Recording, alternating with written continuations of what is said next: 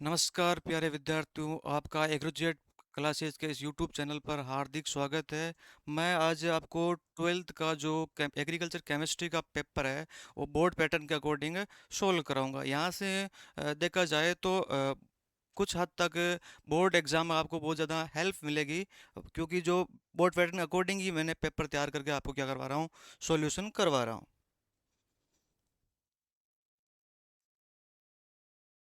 से बात कर लेते हैं। पहले जो अपन बात कर रहे हैं, जो ऑब्जेक्टिव पर्सन है, उस ऑब्जेक्टिव पर्सनों को क्या करवा रहा हूँ, सोल्व करवा रहा हूँ। पहला पर्सन में बात कर ले, पृथ्वी पर वायुमंडल का कुल आयतन कितना है। तो पृथ्वी पर वायुमंडल का कुल आयतन है अपने 6.9% है। दूसरा प्रश्न है अपने, बी संयंत्र में निक्षालित होकर जमा होने वाले अवयव है। यानी जो ऊपरी संयंत्र है, ऊपरी संयंत्र से है जो निचले संयंत्र में, जो कौन से निचले संयंत्र बी में कौन कौन से जो अवयव है आके जमा हो जाते हैं, जैसे मृत्तिका है, लोहे के ऑक्साइड है, या एल्यूमिनियम के ऑक्साइड है। यहाँ थोड़ा सा मिस टाइप हो गया, ऑक्साइड शब्द है। यानी सारे के सारे जो बात कर लें, ये जो 20 अवयव है जो 20 संयंत्र में आकर क्या हो जाते हैं, जमा हो जाते हैं। इस प्रोसेस को अपन यहाँ क्या कर रहे हैं, निक्षालित कर रहे हैं, उसको अपन निक्षेपण बोलते हैं। ह्यूमस में कौन सा अम्ल पाया जाए, तो ह्यूमस के अंदर ह्यूमिक भी पाया जाता है, ह्यूमिन भी पाया जाता है, और फेल्विक एसिड भी पाया जाता है। यानी बात करें तो सभी के सभी क्या है, अम्ल ह्यूमस के अंदर पाए जाते हैं। नेक्स्ट क्वेश्चन की बात कर लें, स्टार्च को माल्टोज में बदलने का कार्य कौन सा एंजाइम कर रहा है। तो स्टार्च को जो माल्टोज है उसमें बदलने का कार्य मुख्य रूप से डाई स्टेज एंजाइम करता है। नेक्स्ट क्वेश्चन की बात कर ले कि निम्न में से कौन सा कोलाइड गुण है। यानी कोलाइड के क्या गुण है, निम्न की बात कर लें तो विसरण ये भी कोलाइड का गुण है, ब्राउनियन गति ये भी इसका कोलाइड का गुण है, टिंडल प्रभाव ये भी इसका गुण है। और बात कर लें तो उपयोग सभी, यानी कोलाइड के क्या है, ये सभी गुण है। नेक्स्ट, मृदा कणों के व्यास की उच्चतम सीमा है। यानी जो मृदा का कण है उसकी उच्चतम, जैसे व्यास की बात कर लें, उच्चतम कितना हो सकता है, तो अकॉर्डिंग ऑप्शन की बात कर लें तो 500 म्यू तक क्या है, अपने इस मृदा कोलाइड की क्या हो सकते हैं, कणों का व्यास हो सकता है।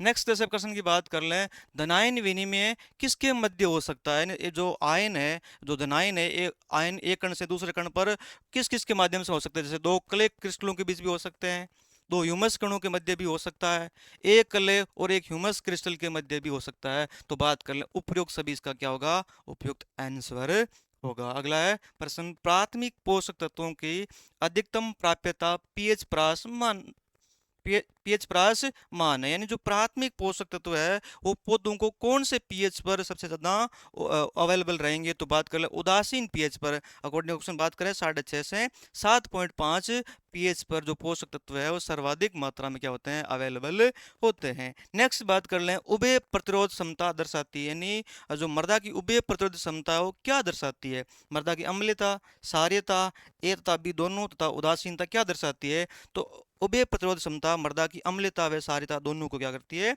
दर्शाती है। नेक्स्ट प्रश्न की बात कर ले, क्षारीय मृदाओं का सुधार होता है। तो क्षारीय मृदाओं का सुधार की बात कर ले मुख्य रूप से किसके द्वारा, तो अम्लीय मृदा की बात करें तो मुख्य रूप से चूना के द्वारा इसका क्या करते हैं, सुधार करते हैं। लेकिन यहाँ पर प्रश्न आया है क्षारीय मृदाओं का सुधार, तो फास्फोजिप्सम से, जिप्सम से, पायराइट से। तो अकॉर्डिंग टू ऑप्शन की बात कर लें तो सभी पदार्थों से अपन क्या कर सकते हैं, क्षारीय मृदाओं का सुधार कर सकते हैं। अगली बात करें, लवणीय मृदा का कारण क्या है। शुष्क जलवायु, लवणीय जल से सिंचाई, जल के रिसाव से, यानी बात कर लें ये उपयुक्त सभी जो कारक है, जो सभी कारण है, इस कारण से मृदा क्या हो जाती है, लवणीय हो जाती है। अगला है गौण पोषक तत्व कौन सा है। गौण पोषक तत्व है अपने CaMgOS है। यानी NP क्या है, जो वृहद पोषक तत्व है, वृहद पोषक कौन सा है, प्राथमिक पोषक तत्व है। और अपनी बात CHO है, जो क्या है, पौधे का जो संरचनात्मक पोषक तत्व है, यानी पौधे को जो संरचनात्मक संरचना है उसका निर्माण करने का काम करते हैं। अगला प्रश्न की बात कर लें, सबसे सस्ता पोटासिक उर्वरक कौन सा है। तो सबसे सस्ता जो पोटेशियम उर्वरक है वो कौन सा है, तो बात कर लें जो सबसे सस्ता पोटेशियम उर्वरक है वो है म्यूरेट ऑफ पोटास है। अब बात कर लें जो पोटासिक उर्वरक है इसका निर्माण भारत में नहीं किया जाता, इसको अपन बाहर से क्या करते हैं, आयात करते हैं।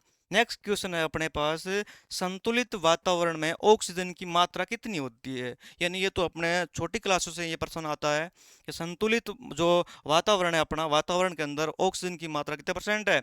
21% के पास पाई जाती है। निम्न में से पॉलीसेकेराइड है, यानी पॉलीसेकेराइड का कौन कौन उदाहरण है? स्टार्च, सेल्यूलोज, ग्लाइकोलाजन, यानी सभी के सभी क्या है? पॉलीसेकेराइड है। नेक्स्ट, एंजाइम के गुण पूछे गए हैं, यानी एंजाइम के गुण क्या क्या हो सकते हैं? तो एंजाइम रंगहीन ठोस पदार्थ है। एंजाइम इनका जो आणविक द्रव्यमान क्या होता है? बाकी पदार्थों की अपेक्षा अधिक होता है। ये पीएच यानी कितने पीएच पर? 6 से 8 पर अधिक सक्रिय होता है, यानी बात कर ले उदासीन पर। नॉर्मली बात कर ले, और ये कौन सा हो गया? उपयुक्त सभी, यानी एंजाइम के सारे से उपयुक्त जो तीनों कारक है वो इसके क्या है? गुण दे रखे हैं। चने के बीजों को कौन से जैव उर्वरक से उपचारित करते हैं? चना क्या है? दलहनी पादप है, और दलहनी पादपों को हमेशा ही राइजोबियम से क्या करते हैं? अपने जो राइजोबियम जैव उर्वरक है उससे क्या करते हैं? उपचारित करते हैं। अगला है, दूध के दूषित करने वाली अप्रत्यक्ष अशुद्धि, यानी यान की अशुद्धि जबकि आपने दिखाई कौन दे और दूध ने क्या कर दिया करे? दूषित कर दिया करे। पहला ऑप्शन है जीवाणु, दूसरा बाल, तीसरी मक्खी, मच्छर, या लास्ट बात कर ले धूल कण। यानी इसमें जो अप्रत्यक्ष है, दिखाई नहीं दे रहा है, और जो दूध को क्या कर रहा है? खराब कर रहा है, यानी वो है अपने जीवाणु। यानी बाकी जो क्या है वो प्रत्यक्ष अशुद्धियां है। इतने ही अपने 18 जो क्या है ऑब्जेक्टिव प्रश्न है कंप्लीटली हो गए। और ये अपने बात कर लें, एग्रोजेट हमेशा ही हर साल बेहतरीन रिजल्ट देने की कोशिश करता है और बेहतरीन रिजल्ट देते हैं। और यहाँ से बात कर ले, यहाँ से बड़ी बड़ी यूनिवर्सिटी से बात कर ले, राजस्थान की जो भी यूनिवर्सिटी है पांचून में, यहाँ के बच्चे क्या कर रहे हैं? स्टडी कर रहे हैं। नेक्स्ट जो क्या अपनी रिक्त स्थान है, रिक्त स्थान दे रखी है वो कौन सी है? पहली पहली रिक्त स्थान है, ग्रेनाइट से बनी मृदा कैसी होती है? तो ग्रेनाइट से बनी मृदा मुख्य रूप से बात कर ले तो कैसी है? ग्रेनाइट खुद अम्लीय प्रकृति का है, तो इससे बनी मृदा भी कैसी होगी? अम्लीय होगी। यानी ग्रेनाइट से किस प्रकार की मृदा बनेगी? तो ग्रेनाइट से मुख्य रूप से अम्लीय मृदा बनेगी। ये नेक्स्ट ब्लैंक दे रखा है, गहरे भूरे काले रंग का जटिल यौगिक क्या होता है? तो गहरे भूरे भी अपने पीछे ही ऑप्शन देखा था, तो कौन सा है इसका? रिक्त स्थान की बात कर लो तो ह्यूमस होता है। ह्यूमस क्या होता है? ह्यूमस मुख्य रूप से गहरे भूरे काले रंग का क्या होता है? एक जटिल उर्वरक है। नेक्स्ट देखिए बात कर लें तो कौन सा? इलाइट की संरचना किस प्रकार की होती है? तो इलाइट की संरचना की मुख्य रूप से बात कर लें तो इलाइट 2:1 टाइप की क्या है? संरचना होती है। अगली नेक्स्ट बात करें, शुद्ध जल क्या होता है? विद्युत का कुचालक होता है। क्या होता है? विद्युत का कुचालक होता है। यानी शुद्ध जल जो विद्युत का संचालन नहीं करता, ये क्या हो गया? कुचालक। यानी कुचालक होने से क्या हो गया? ये एक निर्बल विद्युत क्या है? अपघट्य है। नेक्स्ट रिक्त स्थान की बात करें, डोलोमाइट। डोलोमाइट के सूत्र की बात कर ले तो डोलोमाइट के सूत्र की बात कर ले, कौन कौन से सूत्र है? जैसे बात कर ले, CaMgCO3 ये क्या है अपने? डोलोमाइट का सूत्र है। सबसे अधिक जहरीले कृषि रसायन की डिब्बे पर चेतावनी किस रंग की होती है? तो सबसे जहरीला होता है जो रसायन या जैसे उस पर लाल रंग की चेतावनी अंकित होती है। नेक्स्ट प्रश्न है अपना, नाशी रसायनों के स्थान पर कौन से कीटनाशक रसायन का प्रयोग करना चाहिए? तो जो ज्यादा नाश करे उसके स्थान पर अपने मुख्य रूप से जो जैविक कीटनाशक है उनका, या बायो जैविक कीटनाशक या जैव कीटनाशक का अपना प्रयोग कर सकते हैं। अधिक अगला, अधिकांशतः सभी एंजाइम किस प्रोटीन के बने होते हैं? तो बात कर लें, अधिकांशतः जो सबसे प्रोटीन है, सॉरी, अधिकांश सभी जो एंजाइम है वो मुख्य रूप से गोलाकार प्रोटीन के बने होते हैं। नेक्स्ट बात कर ले, लीवर कोशिका में कौन कौन से विटामिन होते हैं? तो विटामिन ए और डी है जो लीवर कोशिका से लीवर कोशिकाओं में विटामिन ए व डी अधिकता में पाए जाते हैं। और अगली है, कंपोस्ट बनाने की कौन सी विधि ग्रामीण है? तो कंपोस्ट बनाने की मुख्य रूप से बात कर लें, जो इंदौर विधि है वो कौन सी है? अपनी ग्रामीण विधि है। और जो बात कर ले बेंगलोर है वो क्या है? शहरी विधि है। नेक्स्ट अपने निम्न प्रश्नों के उत्तर एक शब्द या एक वाक्य में दीजिए। इनका मतलब उत्तर अपने या तो एक शब्द में देना है या एक लाइन के अंदर देना है, और मुख्य रूप से ये 1 नंबर का प्रश्न है। अगला है, निक्षेपण से क्या तात्पर्य? निक्षेपण किसे कहते हैं? निक्षेपण से तात्पर्य की बात, दो यहाँ टर्म्स यूज होते हैं, एक निक्षेपण और एक निक्षालन। यानी जो ए संयंत्र है या जो ऊपरी संयंत्र है, वहां से जो अवयव है वो रिसकर या लीचिंग प्रोसेस के द्वारा क्या है, जो निचले संयंत्र से बी में आकर क्या हो जाए, जमा हो जाते हैं। इस प्रोसेस को क्या कहते हैं अपन? निक्षेपण कहते हैं। अगला, विनाइट्रीकरण हेतु जिम्मेदार जीवाणु कौन सा है? यानी विनाइट्रीकरण के लिए बात कर ले तो कौन सा है? स्यूडोमोनास जीवाणु है, वो मुख्य रूप से क्या है इसके लिए जिम्मेदार, यानी विनाइट्रीकरण प्रोसेस के लिए जो जिम्मेदार जीवाणु है वो कौन सा है? स्यूडोमोनास है। आयनिक प्रतिस्थापन किसे कहते हैं? यानी आयनिक प्रतिस्थापन किसे कहते हैं? यानी क्ले खनिज की संरचना में एक समान आकार के धनायन का दूसरे धनायन द्वारा क्या हो जाना? प्रतिस्थापन हो जाना, यानी आयनिक प्रतिस्थापन। जैसे मान लो दो क्ले कण है या एक क्ले कण, एक ह्यूमस कण है, उस पर जो मान लो ह्यूमस कण वाला प्लस इस पर आकर क्या हो जाना? विस्थापित हो जाना या इस पर आकर चिपक जाना, इस प्रोसेस को अपन क्या बोल देंगे? आयनिक प्रतिस्थापन बोल देंगे। यानी इस वाला इधर आ जाना और यहाँ वाला उधर चला जाना, इसको क्या बोलेंगे?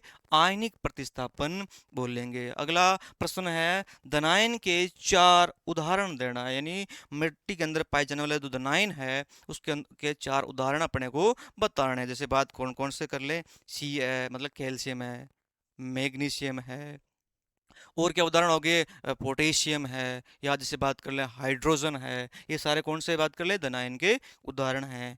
नेक्स्ट प्रश्न है, पौधों एवं फसलों के लिए भूमि का उपयुक्त पीएच मान लिखिए। यानी फसल उत्पादन के अंदर बात कर ले या पौधे लगाने के लिए सबसे मृदा की जो उपयुक्त पीएच क्या हो सकती है, तभी हमने बेस्ट बात की थी। सबसे उपयुक्त पीएच की बात कर ले तो उदासीन मृदा क्या रहती है? सबसे बेस्ट रहती है। उदासीन मृदा की जैसे बात कर ले तो जैसे बात कर 6.5 से 7.5 तक जो मृदा पीएच प्राप्त होता है, वो पौधों की वृद्धि के लिए या फसलों के लिए क्या रहते हैं? उपयुक्त मान है। नेक्स्ट प्रश्न है, अदृश्य भूख किसे कहते हैं? यानी मृदा के अंदर की बात कर लें या आप जैसे मृदा के अंदर की बात कर लें, पोषक तत्व कमी हो जावे तो बे पौधा एकदम प्रदर्शित कौन करे? यानी पौधा भी का लक्षण है जगटे मुख्य रूप से उपज में क्या होता है? प्रभावित होता है। यानी उसकी उपज क्या हो जाती है? कम हो जाती है। यानी पर्टिकुलर जो पौधा है उस वक्त उसको जो किसी पोषक तत्व की कमी को क्या करता है? प्रदर्शित नहीं करता है। यानी इसकी कमी मुख्य रूप से जब उत्पादन होता है तो उससे क्या पता चलता है कि मिट्टी के अंदर क्या हो गई? पोषक तत्वों की कमी हो गई। तो इस कंडीशन को क्या बोलते हैं? अदृश्य भूख बोलते हैं। यानी प्रदर्शित नहीं होती, यानी मिट्टी के अंदर पोषक तत्व की कमी है या नहीं है, ये चीज प्रदर्शित नहीं होना कब? जो प्लांट ग्रोथ कर रहा है उस वक्त। यानी मुख्य रूप से जब इनकी उपज क्या होती है? मुख्य रूप से प्रभावित हो जाती है। इस कंडीशन को बोलते हैं अदृश्य भूख कहते हैं। नेक्स्ट है, पादप वर्धी नियामक किसे कहते हैं? यानी पादप वर्धी नियामक यानी वह रासायनिक पदार्थ जो कम मात्रा में पौधों की वृद्धि एवं विकास को क्या करते हैं? नियंत्रित करते हैं। क्या कहलाते हैं? पादप वृद्धि नियामक कहलाते हैं। जैसे उदाहरण की बात कर लें, ऑक्सीन है, या जैसे बात को और उदाहरण दूसरे जैसे हार्मोन से पादप हार्मोन, उसको ही अपन दूसरा नाम क्या देते हैं? पादप वर्धी नियामक नाम देते हैं। उदाहरण से ऑक्सीन है, जिब्रेलिन है, साइटोकाइनिन वगैरह। नेक्स्ट प्रश्न की बात कर लें। नेक्स्ट प्रश्न है, फ्लोरोसिस किसे कहते हैं? यानी जैसे अपने बात कर ले, पानी के अंदर फ्लोराइड की मात्रा अगर ज्यादा हो जाती है, जिससे मनुष्य के जो दांत और हड्डियां क्या हो जाती है? कमजोर हो जाती है। उस रोग को अपन क्या बोलते हैं? फ्लोरोसिस रोग कहते हैं। अगला है, कार्बोहाइड्रेट कार्बोहाइड्रेट के मानव शरीर में कार्य बताएं। यानी कार्बोहाइड्रेट का मनुष्य शरीर में क्या क्या कार्य है? तो ये नॉर्मल की बात कर लिए, शरीर को क्या करता है? ऊर्जा प्रदान करता है और उसकी जो संरचनात्मक ढांचा बनाने का कार्य करता है। यानी जो पौधे की संरचना, सॉरी अपने कार्बोहाइड्रेट मानव शरीर की बात कर ले तो मानव शरीर में ये ऊर्जा प्रदान करता है और क्या करता है? जो मनुष्य का शारीरिक ढांचा है वो तैयार करने का काम कौन करता है? कार्बोहाइड्रेट करता है। नेक्स्ट है, गोबर की खाद के प्रमुख घटक कौन कौन से है? ये प्रश्न अपने एग्रीकल्चर के अंदर भी पढ़ा है, दूसरा जो जैविक खेती है वहां पर। और यहाँ नॉर्मल बात कर ले तो गोबर की खाद के प्रमुख घटक कौन कौन से? जैसे अपने बात कर ले, गोबर, गौमूत्र, और तीसरी बात कर ले तो क्या है? बिछावन, जो इसके क्या है? मुख्य घटक है। ये एग्रोजेट की जो कर्मठ या निष्ठावान या मेहनत करने वाली फैकल्टी है। नेक्स्ट प्रश्न जो लघु उत्तरीय प्रश्न है, लगभग बात कर लें 4 से लेकर 13 तक है, और ये 1.5 नंबर के प्रश्न आते हैं। इनके जो लिखने के उत्तर बात कर लें 1.5 नंबर मिलते हैं। अगला प्रश्न दे रखा है अपने, मृदा का भौतिक अपक्षय किन किन कारणों द्वारा होता है। यानी मृदा की बात कर लें, जो मृदाओं का जो भौतिक अपक्षय अपघटन है कौन कौन से कारकों के द्वारा होता है। तो नॉर्मली बात किस किस कारक के द्वारा होता है। पहली जैसे बात कर ली, टेम्परेचर। टेम्परेचर लो होना या हाई होना, बढ़ने से क्या होता है, मृदा के अंदर जो संकीर्ण नॉर्मल उत्पन्न होने से या टेम्परेचर हाई होना कम होना, यानी इसमें तनाव उत्पन्न होने के कारण मृदा क्या हो जाता है, अवरोधित या मृदा का अवघटन हो सकता है। या नॉर्मल की बात कर लें, जैसे वर्षा की बूंदें, वर्षा का अधिक हो जाना, या नॉर्मल बात कर लें या वर्षा का अम्लीय प्राकृतिक हो जाना, जिससे मृदा जो चट्टान वगैरह टूट जाती है, जिससे क्या होगा, मृदा का अवघटन या अपघटन हो सकता है। या नॉर्मली की बात कर ले, जल के बहाव से या जैसे बर्फ के द्वारा या वायु के द्वारा, जो मुख्य कारक है ये मृदा के भौतिक अपक्षय को क्या करते हैं, निर्धारित करते हैं। नेक्स्ट प्रश्न है, मृदा ह्यूमस के गुणधर्म लिखिए। यानी मृदा ह्यूमस है, मृदा के अंदर पाया जाने वाला ह्यूमस है, उसके क्या क्या गुण है। तो मुख्य रूप से बात कर ले, ह्यूमस का क्या क्या गुण हो सकता है। मृदा ह्यूमस है तो एक क्या है, कार्बनिक पदार्थ। क्या है, कार्बनिक पदार्थ है। अगर इसकी मात्रा मृदा में ज़्यादा होगी, अधिक मात्रा में होगी, तो मृदा की जल धारण क्षमता, जल अवशोषण क्षमता में क्या होगी, वृद्धि होगी। और अगर इसकी मात्रा ज़्यादा होगी तो मृदा के अंदर जो सूक्ष्म जीव है उसकी क्रियाशीलता और सूक्ष्म जीवों की मात्रा या संख्या भी में क्या होगी, बढ़ोतरी होगी। नेक्स्ट है, मृत्तिका कोलाइड के गुणधर्म लिखिए। यानी मृत्तिका कोलाइड के गुणधर्म की बात कर लें तो क्या क्या है। पहली बात कर ले, मृत्तिका कोलाइड के आकार की बात कर, लगभग 0.002 mm का कम से क्या होता है इसका आकार होता है। तो इसके बाकी गुणधर्म क्या है, जैसे अगर वही जैसे हमने ह्यूमस वाली बात की, तो ये मृत्तिका अगर की मात्रा पौधों के अंदर, सॉरी, मृत्तिका की मात्रा मिट्टी के अंदर ज्यादा होगी और मृत्तिका कोलाइड की मिट्टी के अंदर मात्रा ज्यादा होगी, तो क्या क्या प्रोसेस होगी या क्या क्या चीज हो सकती है, नंबर बात कर लें। इसके गुण जैसे कौन कौन से है, जैसे सेजन है, आसेजन है, ये मुख्य रूप से इसका क्या है, गुण है। या जैसे नॉर्मल की बात कर ले, इसकी सुगठियता या फैलाव, इसके क्या हो गए, गुण हो गए। नेक्स्ट है, क्ले की मात्रा एवं प्रकार मृदा की दनाइन विनिमय क्षमता को कैसे प्रभावित करते हैं। यानी क्ले की मात्रा है व मृदा की जो दनाइन विनिमय क्षमता है, सीईसी है, उसको कैसे प्रभावित करती है। तो नॉर्मली बात कर लें, क्ले की मात्रा, जैसे जहां जिस मृदा के अंदर क्ले की मात्रा ज्यादा होगी, तो उस मृदा की बात कर ले, सीईसी भी क्या होगी, अधिक होगी। सीईसी अधिक होगी तो नॉर्मल सीईसी अधिक होगी, जिससे मृदा क्या होगी, उपजाऊपन भी क्या होगा, अधिक होगा।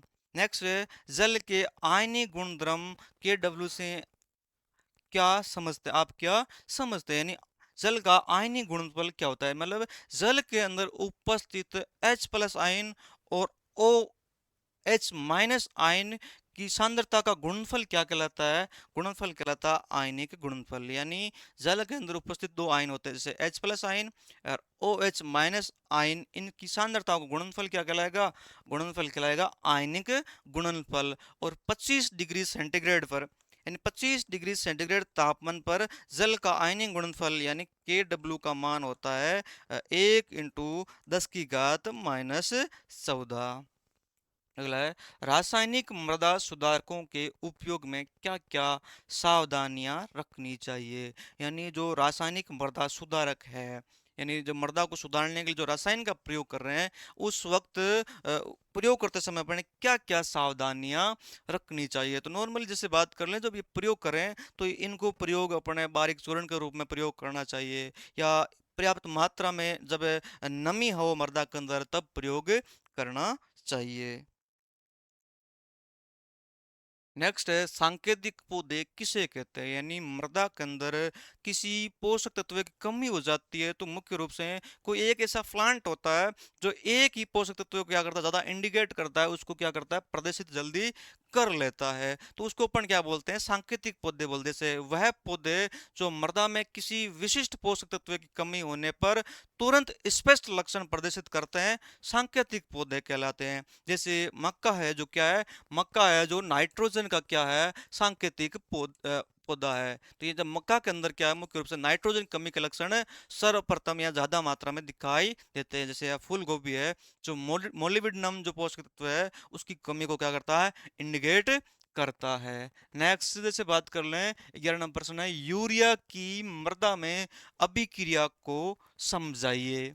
तो नॉर्मली जब यूरिया अपन प्रयोग करें तो यूरिया उर्वरक कौन सा है, एमाइड उर्वरक है, उसका प्रयोग जब मृदा में करते हैं तो मृदा नमी के द्वारा क्या होता है, उसको अवशोषित कर लेते हैं। अवशोषित करने के बाद जो यूरिया को क्या करता है, जो यूरियस एंजाइम है, वो यूरियस एंजाइम नॉर्मली बात कर ले किसमें, उसको अपघटित करके अमोनियम कार्बोनेट में रूप में क्या कर देता है, परिवर्तित कर देता है। नेक्स्ट, पीड़कनाशियों का मृदा पर क्या प्रभाव पड़ता है, यानी पीड़कनाशियों का जब प्रयोग करेंगे तो मृदा में क्या इफेक्ट पड़ेगा। तो नॉर्मली देखा जाए, जब अधिक मात्रा में कोई भी रसायन केमिकल का यूज करेंगे तो इनके प्रयोग से मिट्टी के अंदर पाए जाने वाले जो भी सूक्ष्म जीव है, लाभदायक सूक्ष्म जीव है, उनकी क्या होती है, क्रियाशीलता कम हो जाती है, या उनकी संख्या क्या हो जाती है, कम हो जाती है, जिससे मृदा की जो उर्वर क्षमता है वो क्या हो जाती है, कम हो जाती है।